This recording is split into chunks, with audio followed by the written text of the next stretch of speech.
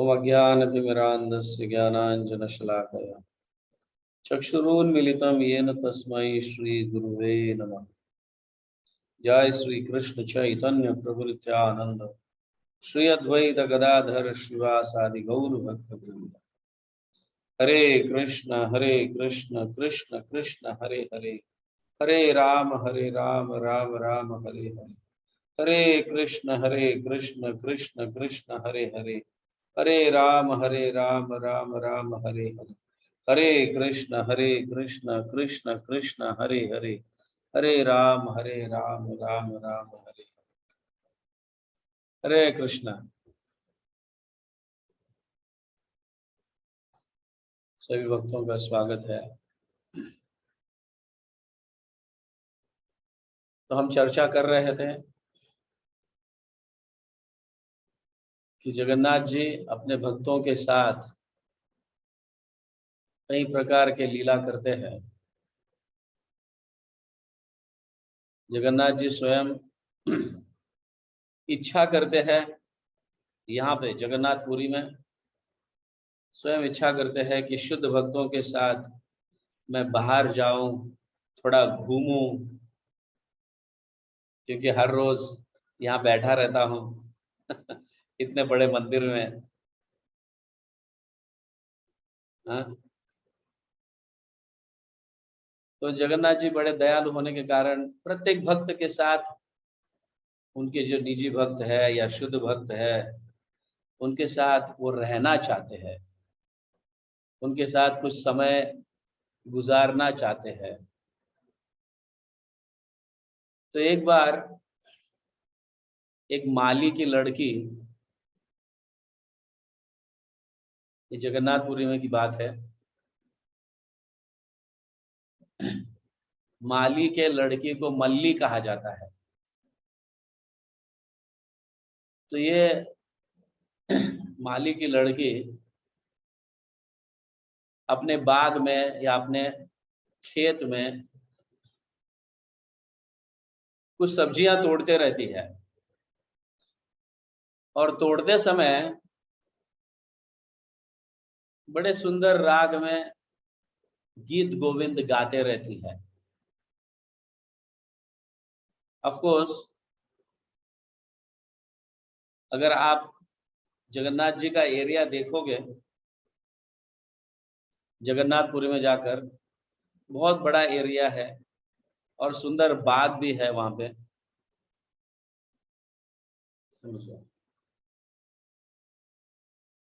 उस समय की बात है, ये तो बहुत पुरानी बात है। अगर आज हम जगन्नाथपुरी में देखते हैं मॉडर्न सारे कई प्रकार के होटल्स हुए हैं, रेस्टोरेंट्स हुए हैं। हाँ, पहले उस समय ऐसा नहीं था। जगन्नाथपुरी पूरा जंगल, हाँ, कई थोड़े मंदिर, कई घर ऐसे हुआ करते थे। अभी तो पूरा शहर के जैसा हो गया है। अनेक प्रकार के होटल्स है, हाँ, रेस्टोरेंट्स है खाने के, बहुत सारे कई ऐसी चीजें। तो उस समय वातावरण बहुत सुंदर था, हरी भरी घास, हरे भरे पेड़, फल, फूल। तो ये लड़की जो है, माली की लड़की, बहुत मधुर सुर में गाते रहती है गीत गोविंद। ऐसा शोर हल्ला मल्ला ऐसा उस समय नहीं था जैसे आज हम देखते हैं। और ये गान जो है ये गा रही है, कुछ शोर न होने के कारण या ऐसा वातावरण शुद्ध होने के कारण उतने दूर से गाया हुआ गीत भी जो है जगन्नाथ जी अपने जगह में बैठे बैठे सुना करते थे। और ये इतने सुंदर रूप में गाती थी ये, तो जगन्नाथ जी इतने अट्रैक्ट हो जाते हैं, मंदिर के बाहर निकल जाते हैं, मंदिर के बाहर से निकल जाते हैं और उस दिशा के ओर दौड़ने लगते हैं। जहां से ये सुंदर गीत गोविंद गाया जा रहा है। दौड़ते दौड़ते कई प्रकार के पेड़ जंगल, जैसे मैंने कहा, और कांटों के भी पेड़ होते हैं। तो जगन्नाथ जी के वस्त्र फट जाते हैं कांटों में अटक कर, लेकिन जगन्नाथ जी को उसका भान नहीं रहता है कि मेरे वस्त्र अटक रहे हैं, फट रहे हैं कांटों में ये कर कर। तो जगन्नाथ जी इतने भाव विभोर हो जाते हैं। ये लड़की गा रही है, इतने सुंदर रूप से गाती है कि जगन्नाथ जी बहुत आकर्षित हो जाते हैं उसके आवाज से, उसके भाव से, उसके गान से। ये गीत गोविंद तो ऐसे भी जगन्नाथ जी को बहुत पसंद है। कोई भी गीत गोविंद गाते हैं, हाँ, जगन्नाथ जी उनके पीछे चले जाते हैं।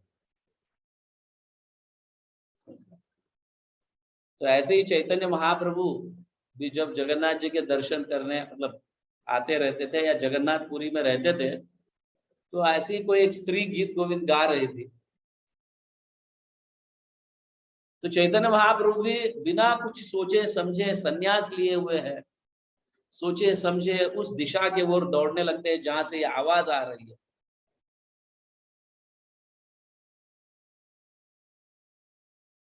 तो चैतन्य महाप्रभु के पर्सनल सेक्रेटरी गोविंद प्रभु उनके पीछे दौड़ने लगते हैं। हाय हाय, चैतन्य महाप्रभु तो सन्यास है और ये गा रही है जो, ये तो औरत है, और चैतन्य महाप्रभु उस दिशा की ओर दौड़ रहे हैं, कोई देखेगा तो क्या कहेगा। समझ गया ना? क्योंकि चैतन्य महाप्रभु भाव विभोर होकर वो देखते नहीं थे। कभी कभी जानवर को भी आलिंगन देते थे, पेड़ को आलिंगन देते थे, पत्थर को आलिंगन देते थे। तो ये समझकर गोविंद प्रभु सोचते हैं कि ये स्त्री इतनी सुंदर गीत गोविंद गा रही है और चैतन्य महाप्रभु जाके आलिंगन देंगे तो क्या होगा, ये तो सन्यास लिए हुए है। तो तुरंत ही महाप्रभु भी इतने जोर मतलब इतना फास्ट दौड़ते रहते, जोर से दौड़ते रहते कि मतलब गोविंद प्रभु भी जो है ना उनके पीछे दौड़ते रहते। और जैसे ही नजदीक पहुंचते हैं, गोविंद प्रभु उनके हाथ पकड़ लेते हैं। क्या कर रहे हो महाप्रभु, आप सन्यास लिए हुए हो और इस स्त्री के गान के पीछे दौड़ रहे हो आकर्षित होकर। तुरंत ही होश में आ जाते चैतन्य महाप्रभु और कहने लगते हैं, गोविंद तुमने मेरा मुझे बचाया, आज मैं तो सन्यास लिया हूँ और ऐसे भाव विभोर पे होकर मैं जाते रहता हूँ, पागल हो जाता हूँ। हर हमेशा कृपा कर कर तुम मेरे साथ रहो, मुझे बचाओ। तो इस तरह से जगन्नाथ जी को चैतन्य महाप्रभु को ही बहुत गीत गोविंद पसंद था। चैतन्य महाप्रभु भी हर हमेशा सुनते थे गंभीरा में बैठकर गीत गोविंद को।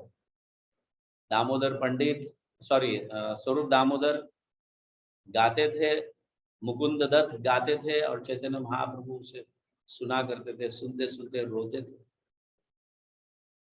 तो जगन्नाथ जी को भी ऑफकोर्स जगन्नाथ जी को गीत गोविंद पसंद है, तो ये दौड़े चले गए और वो भी इतने भाव में रहते हैं। समझ गए ना? हाँ, उस गान को देखने के लिए, उस लड़की को ढूंढने के लिए, इतना सुंदर गा रही है तो भूल जाते हैं अपने आप को।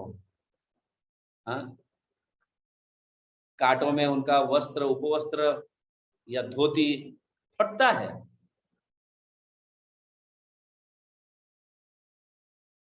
तो जब दूसरे दिन सुबह जब पंडा लोग जगन्नाथ जी के दर्शन करने जाते हैं या उनको उठाने जाते हैं, जगाने जाते हैं, या whatever they go and attend Jagannath ji, तो देखते हैं तो सारे कपड़े फटे हुए हैं जगन्नाथ जी। रात को तो इतना सुंदर कपड़ा पहना कर हम चले गए थे भगवान को शयन में ये करके।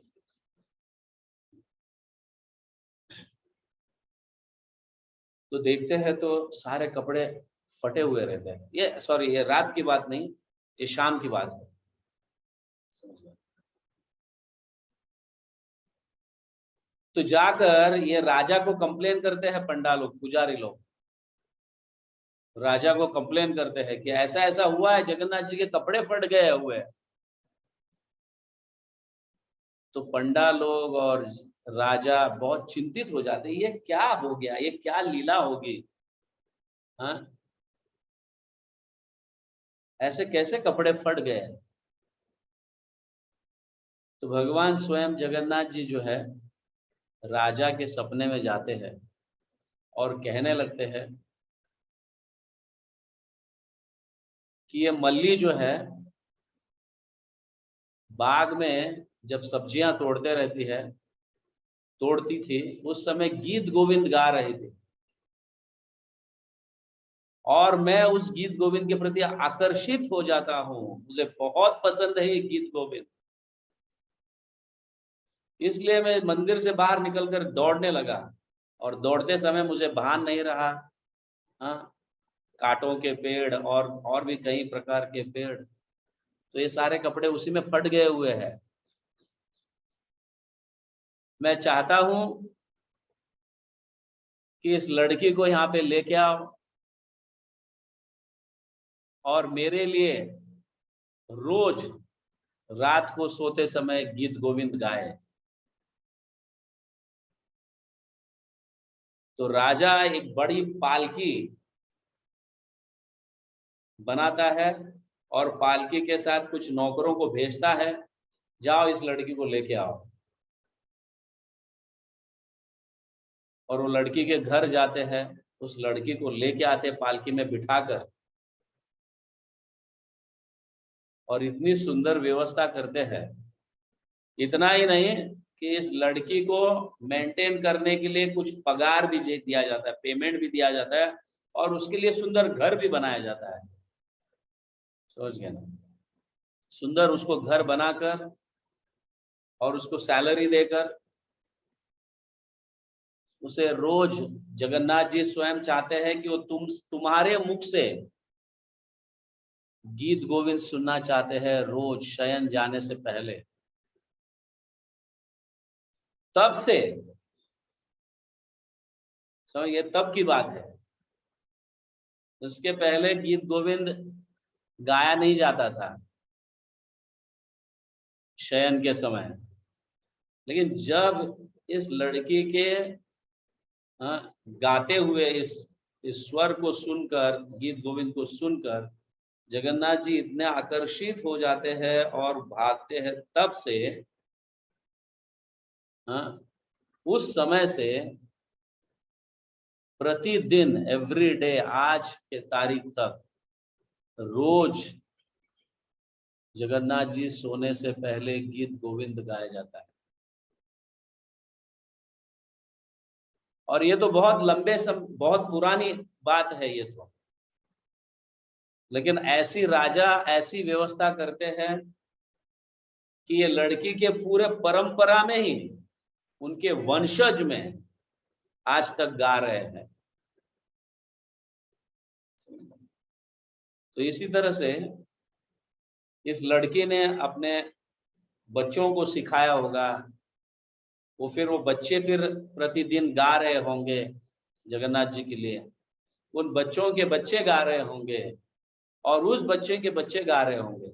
तो आज के तारीख तक उसी लड़की के वंश में ऐसी सुव्यवस्था की गई है कि उसी लड़की के वंश में जगन्नाथ जी सुनते हैं गीत गोविंद को आज तक, इसके पहले नहीं था।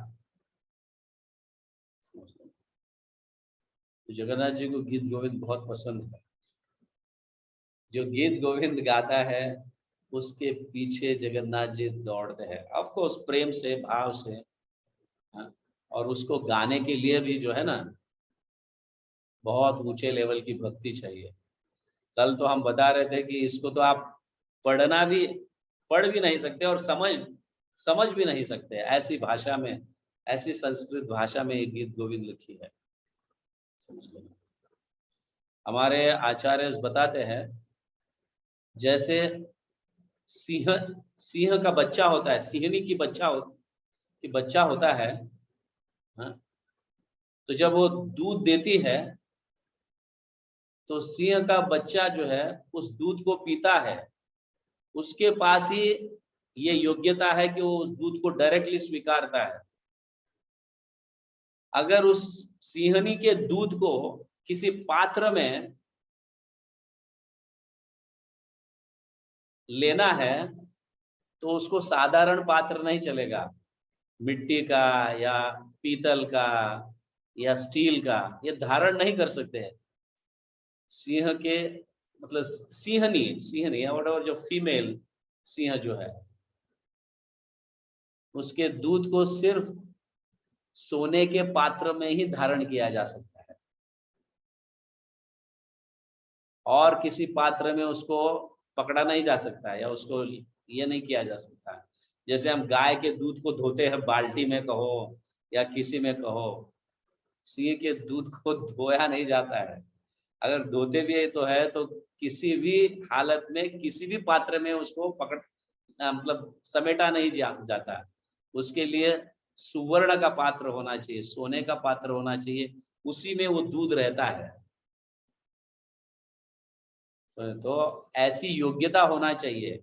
ऐसे कहते हैं कि इसको सुनने के लिए भी या इसको समझने के लिए भी हमें वो पात्रता होनी चाहिए। समझिए, इतने उच्च प्रकार की भाव और उत्तम कोटि, समझिए ना, उत्तम कोटि के वैष्णव होने चाहिए उसको सुनने के लिए, उसको पढ़ने के लिए, उसको गाने के लिए। तो ऐसे भक्त जब गाते हैं निर्मल भाव से, सिर्फ भगवान को संतुष्ट करने के लिए, अपने इंद्रियों को संतुष्ट करने के लिए, भगवान को संतुष्ट करने के लिए जब ये सेवा की जाती है तो भगवान उनके पीछे दौड़े चले जाते हैं।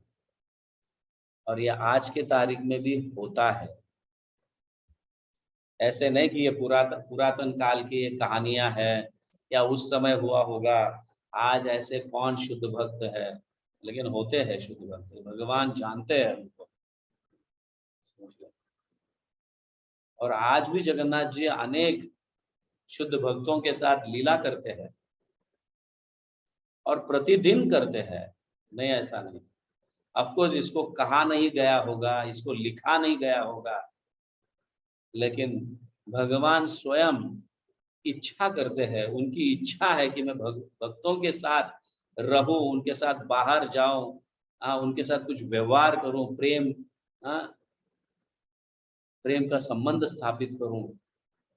उनके साथ रहते हैं, खेलते हैं, घूमते हैं, गाते हैं, खाते हैं उनके साथ। ऐसी ही खाने की लीला हम कल कुछ ऐसे लीलाओं का वर्णन करेंगे कि किस तरह से भगवान भक्तों के साथ खाने के लिए जाते हैं। समझ गए? तो जगन्नाथ जी वैसे बड़े दयालु हैं। ऐसे भगवान श्री कृष्ण या अन्य कोई अवतार जो है ना, इतना प्रेम नहीं करते हैं। ऑफ कोर्स बहुत स्ट्रिक्ट पालन करने से होता है, लेकिन जगन्नाथ जी इतने दयालु हैं कि बस भाव से उनको पुकारेंगे तो उनके घर तक चले जाएंगे। समझ गए ना? जैसे मल्ली के घर तक गए थे गाते गाते, ये इसको सुनते सुनते। तो जगन्नाथ जी राजा के सपने में बता देते, उस घर में वो लड़की रहती है, उसको बुला कर लेके आओ, मैं चाहता हूँ कि वो रोज गाए मेरे लिए।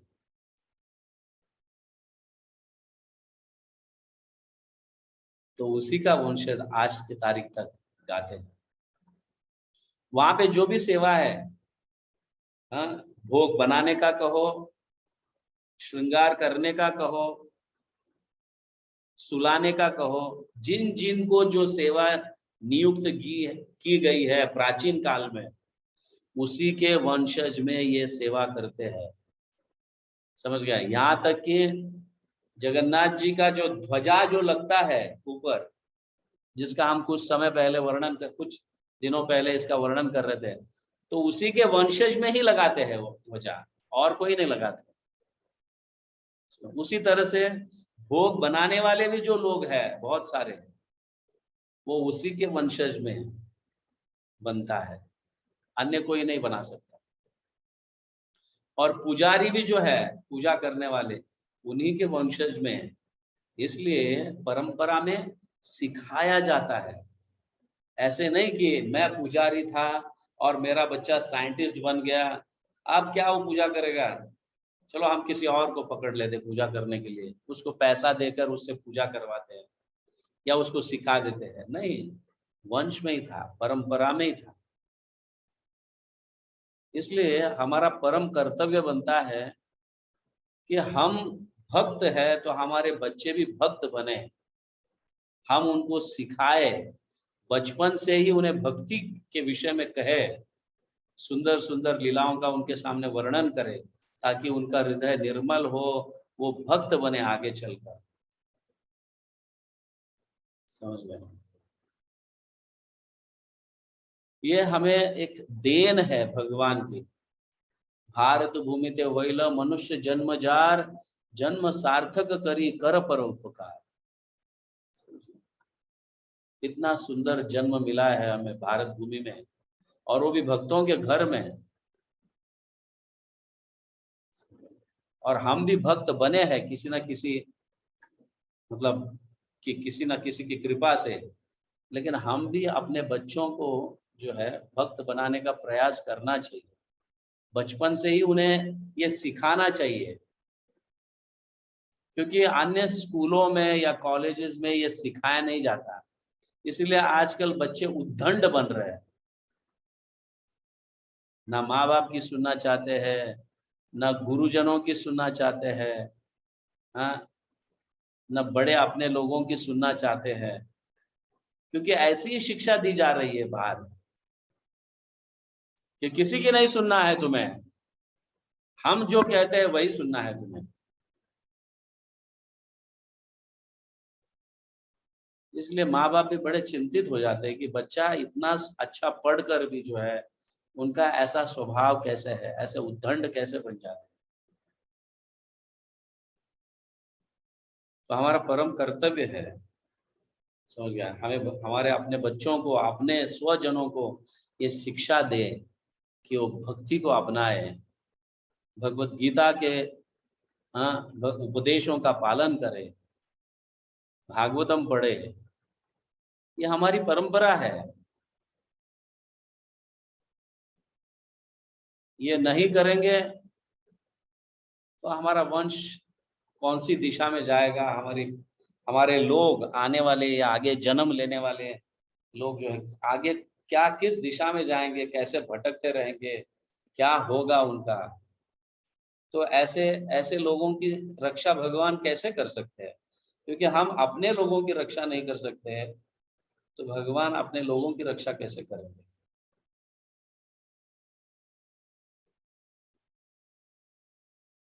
तो भगवत गीता पढ़ाइए, भगवत भक्ति करने के लिए प्रेरित कीजिए अपने लोगों को, तो बहुत इंपॉर्टेंट है। ओके, हरे कृष्णा। जगत गुरु श्रील प्रभुपाद की जय, हरि नाम संकीर्तन की जय, जगन्नाथ जी की जय, जगन्नाथ बलदेव सुभद्रा माई की जय, जगन्नाथपुरी धाम की जय, गौर प्रेमानंद हरि।